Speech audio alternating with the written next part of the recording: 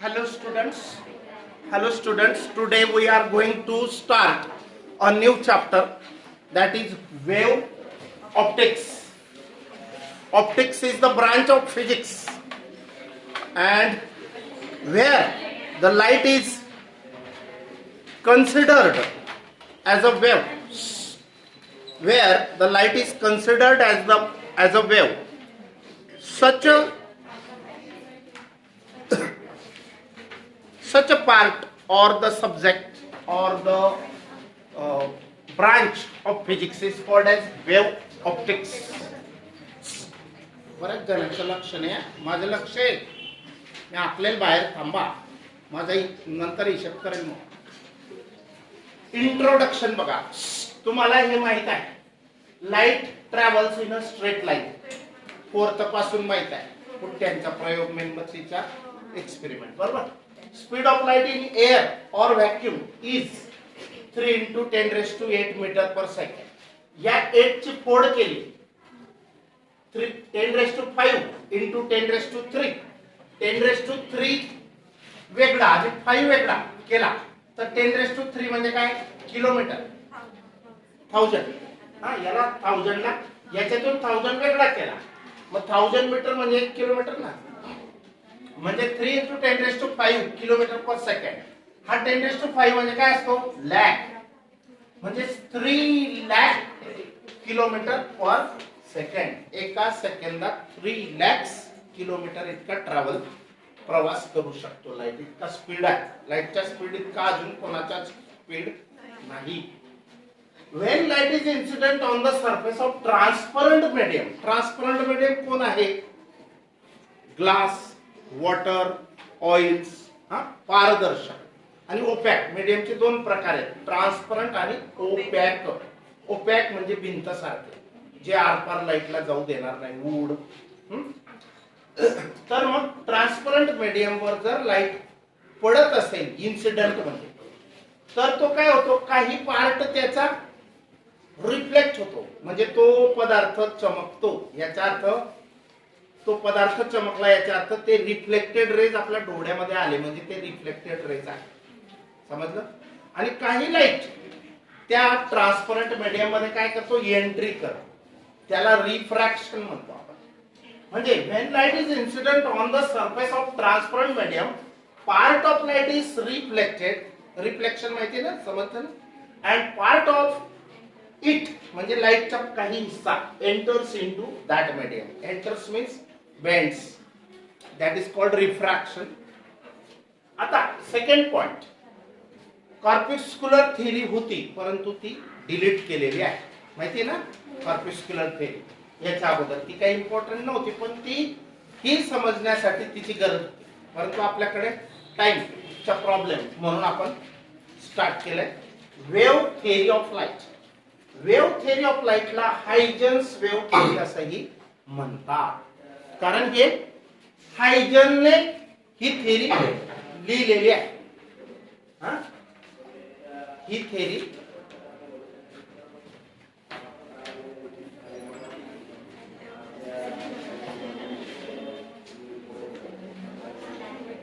प्रायमरीचा programme आहे. आज त्यांना सांगितलंय आमचे पिरियड चालू आहेत म्हणून स्लो मध्ये त्यांच्या चालू आहे, आपला काही संबंध नाही. इकडे लक्ष द्या. Wave theory of light, actually he theory कोणी मांडली, लिहिली, हायजन. लक्षात ठेवा. न्यूटनने याच्या अगोदर थिअरी सांगितली होती, परंतु सगळी ती इमॅजिनेशन, काल्पनिक होती. तिला प्रॅक्टिकल एक्सपेरिमेंटल प्रूफ मिळाले नाही. कसा तर बिलकुल त्याला पुरावे मिळाले नाही, म्हणून ती फ्लॉप गेली. मग हायजनने जी थिअरी मांडली त्याच्यात पण एखाद 2 पॉइंट हे काही ड्रॉबॅक्स आहेत, पण काही चांगल्या गोष्टी पण की ज्या प्रॅक्टिकल केल्यावर सत्य ठरतील अशा गोष्टी हायजनने सांगितलेल्या. ते आता पॉइंट्स बघा इतके. हे 2 पॉइंट्स वेगळे त्याच्यातच दिलेले आहेत, पण ते ऍक्च्युअली व्हेरिट्स आहेत, म्हणून मी सेपरेट केले बघा नोट्स मध्ये. आता फर्स्ट पॉइंट काय आहे बघा, हायजनच्या मतानुसार.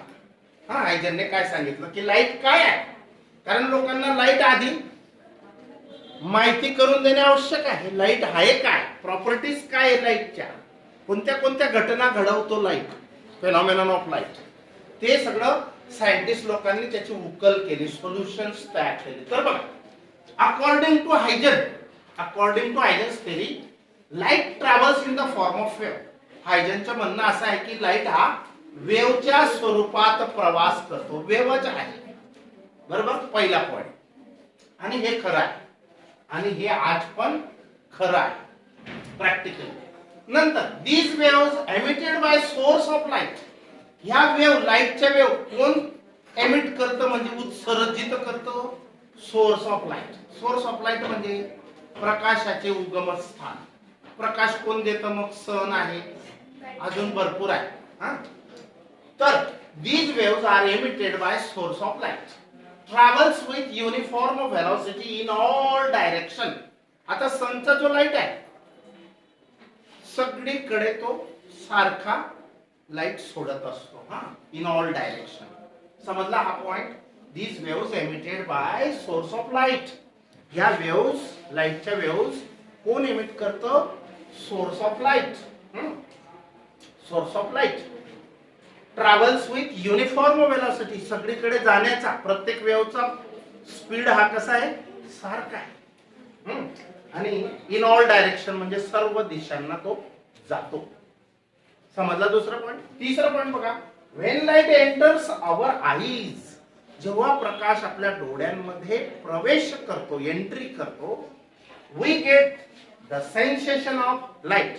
तेव्हा आपल्याला प्रकाशाची संवेदना समजते किंवा जाणवते. आता उजेड आहे, तुम्हाला मी पाहू शकत आहे वस्तू, हे लेटर्स, वर्ड्स दिसत आहेत, म्हणजे तुम्हाला लाईट, हा जो लाईट आहे यांच्यावर पडला आणि तो आपल्या डोळ्यात आला. आता बघा, हे वेगळे वेगळे का दिसत आहेत अक्षर? हे 8वी 9वी मध्ये झालेले आहे. आता इथं जो पार्ट ब्लॅक बोर्डचा ब्ल्यू कलर आहे आणि जो व्हाईट कलर आहे, व्हाईट वर जो पडणारा लाईट आहे तो आपल्या डोळ्यात येतोय, पण तो जास्त लाईट येतोय व्हाईट वर पडलेला.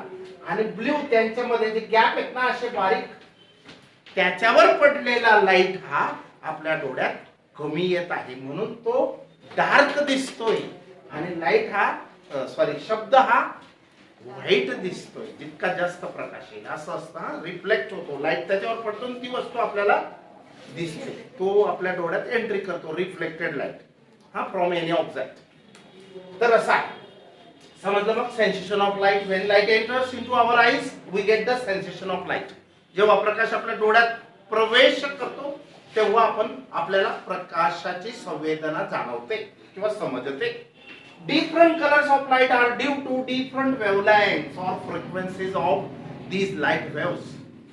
लोकांनी प्रश्न विचारला की प्रकाशामध्ये तर 7 कलर पण आहेत, कारण न्यूटनने ते 7 कलर्स डिस्कवर केले होते. मग हे 7 कलर काय आहेत, काय, कुठून आले, कशामुळे? तर ते कशामुळे आहेत? वेगवेगळे कलर लाईट मध्ये जे आहेत ते त्या लाईटची वेगवेगळी वेव्हलेंथ आहे. मी तुम्हाला मागच्या वर्षी सांगितलंय सनलाईट स्पेक्ट्रम मध्ये 400 नॅनोमीटर पासून तर काही किलोमीटर्स पर्यंत वेव्हलेंथ असणाऱ्या लाईटचा समावेश आहे. काही नॅनोमीटर्स पासून तर फ्यू किलोमीटर्स एवढी मोठी वेव्ह असते. एकच किलोमीटर मध्ये एकच सायकल बसते, किलोमीटर पेक्षाही मोठं, अशा पण वेव्ह आहे. आणि या सगळ्या वेव्हला स्पेक्ट्रम म्हणतात. त्याच्यात व्हिजिबल लाईट आला आणि व्हिजिबल लाईटचा स्पेक्ट्रम अजून 7 कलरचा जो आहे विब्जिऑन, तो वेगळा आहे, हा, त्याला व्हाईट लाईट स्पेक्ट्रम म्हणतात.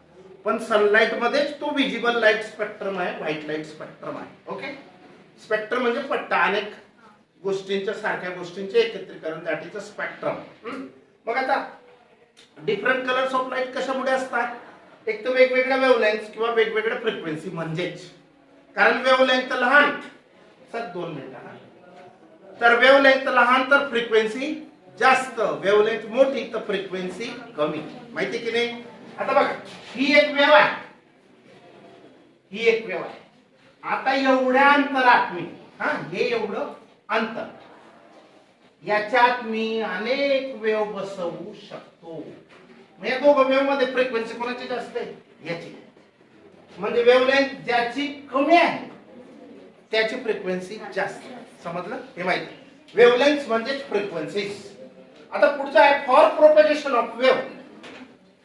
त्यांचं म्हणणं काय होतं हायजनचं की लाईट प्रसारणासाठी माध्यमाची गरज असते. हा, लाईट जाण्यासाठी प्रसारणासाठी शेवटचा बेंच कोपरा. फॉर प्रोपॅगेशन ऑफ वेव्ह, हा, वेव्हच्या प्रसारणासाठी material medium is necessary or essential.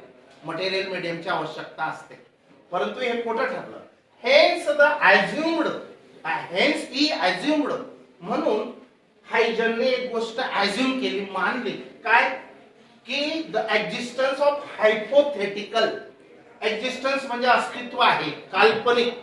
कशाचं? काल्पनिक अस्तित्व आहे, काल्पनिक इलॅस्टिक आणि परफेक्टली ट्रान्सपरंट मीडियमचं. हा जो लाईट येतो त्याच्यासाठी आवश्यक मीडियम आवश्यक आहे. मग मीडियम कोणतं आहे तिथं? तर ते काल्पनिक सांगितलं त्याने. काय सांगितलं बघा? For propagation of light wave material medium is necessary. Material हे आवश्यक आहे, पण हे चुकीचं आहे. हा, हे सांगितलेलं मटेरियलची गरज राहत नाही. इलेक्ट्रोमॅग्नेटिक वेव्ह आहे light. Hence he is assumed. मग म्हणून त्याने काय सांगितलं की वरती असं एक मीडियम आहे, त्याचं नाव हायपोथेटिकल ल्युमिनस इथर नावाचे मीडियम आहे. आणि ते मीडियम सर्वत्र प्रेझेंट आहे, एव्हरीवेअर. आणि तिथून लाईट एंट्री करतो. हा, मीडियमची गरज आहे ना लाईट प्रसारणासाठी. तर जसं आवाजाच्या जाण्यासाठी हवेची गरज असते. हवा नसेल तर आवाज जाणार नाही, मूनवर जात नाही. म्हणून बघा, समजला हा पॉइंट? तर हेन्स ही अज्युम्ड, त्याचं मत असं होतं की लाईटच्या प्रवासासाठी मीडियमची आवश्यकता असते. आणि म्हणून हेन्स ही, म्हणून त्यांनी assumed the existence of hypothetical elastic and perfectly transparent medium called as luminiferous ether and that medium is present everywhere. असं मीडियमची कल्पना केली की असं मीडियम असावं. हा, काय नाव दिलं त्याला? ल्युमिनिफेरस इथर, त्या मीडियमचे. पण अनेक प्रयोग झाले, दुसऱ्या सायंटिस्टने चेक करण्याचा प्रयत्न केला, पण ते मीडियम आजही सापडलं नाही. आणि म्हणजे हा पॉइंट काय होता? कल्पनेतला चुकीची कल्पना होती. कल्पनेचे पॉइंट येते, आयडिया. आता मेरिट्स. मेरिट्स म्हणजे काय? कोणत्या गोष्टी चांगल्या सांगितल्या. मेरिट्स म्हणजे की ज्या गोष्टींमुळे पुढे या फील्डला, हा, डिस्कव्हरीला खूप चालना भेटली. तर ते पॉइंट कोणते? पहिली गोष्ट बघा, दिस theory could explain that. He theory explain करू शकली. ही थेरी काय सांगू शकली? Speed of light in denser medium is less than the speed of light in rarer medium. दोन मीडियम असतात. रेअरर म्हणजे हवा आणि व्हॅक्यूम, डेन्सर म्हणजे पाणी, काच. तर डेन्सर मीडियम मधला स्पीड हा कमी असतो आणि रेअरर मीडियम मधला स्पीड जास्त असतो. हे खरं आहे, हे त्यांनी सांगितलं. हे आजही खरं आहे, प्रॅक्टिकली पण सत्य ठरलं आहे. दुसरा पॉइंट कोणता चांगला ठळक सांगितला की ज्याचा जास्त फायदा झाला, त्याला मेरिट म्हणतो आपण. तर this theory could explain the laws of reflection, refraction, interference and diffraction. हे जे फेनॉमेना आहेत, वेगवेगळ्या घटना, रिफ्लेक्शन, रिफ्रॅक्शन, डिफ्रॅक्शन, इंटरफरन्स, तर ह्या सगळ्या फेनॉमेना ही थेरी चांगल्या प्रकारे एक्सप्लेन करू शकली. आणि कसे? ते नंतरच्या टॉपिक मध्ये हे सगळं आहे. कसं एक्सप्लेन केलं, एकेकाचा पुरावा दिला. रिफ्लेक्शन कसं होतं, रिफ्रॅक्शन कसं होतं, इंटरफरन्स कसं होतं, डिफ्रॅक्शन कसं होतं, सगळं एक्सप्लेन केलेलं आहे. तेच आपण नंतर शिकायला भेटणार आहे. आता ड्रॉबॅक काय? हायजन काही हायजनच्या गोष्टी चुकल्या, आयडिया चुकली, मिस्टेक. मग ते त्याला म्हणतो आपण ड्रॉबॅक्स. ड्रॉबॅक्स म्हणजे कमतरता. तर द प्रेझेन्स ऑफ इथर मीडियम, प्रेझेन्स ऑफ इथर मीडियम कन्सिडर्ड. कोणी कन्सिडर केलं? हायजनने जे इथर नावाचं मीडियम कन्सिडर केलं होतं, हा, थेरोटिकली कुड नॉट एक्झिस्ट प्रॅक्टिकली. थेरोटिकली म्हणजे अंदाज लावला होता आणि ते प्रॅक्टिकली सापडत नाही. एक्झिस्ट म्हणजे अस्तित्वात नाही, प्रॅक्टिकली चेक केलं. हेन्स इथर डज नॉट एक्झिस्ट. म्हणून इथर नावाचं मीडियम आज नाही. आणि हा पॉइंट चुकला आहे कल्पनेतला. दुसरा, this theory could not explain the rectilinear propagation of light. ही थेरी प्रकाश सरळ रेषेतच का जातो हे सांगू शकली नाही. Rectilinear propagation means straight line, travelling of straight line का जातो हे सांगू शकली नाही. This theory could not explain polarisation. Polarisation पण एक फेनॉमेना आहे, पण तो पार्ट डिलीट केलेला आहे.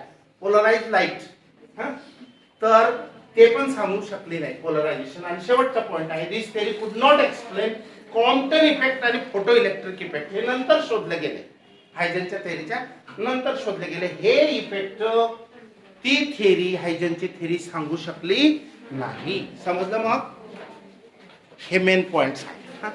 करा सर.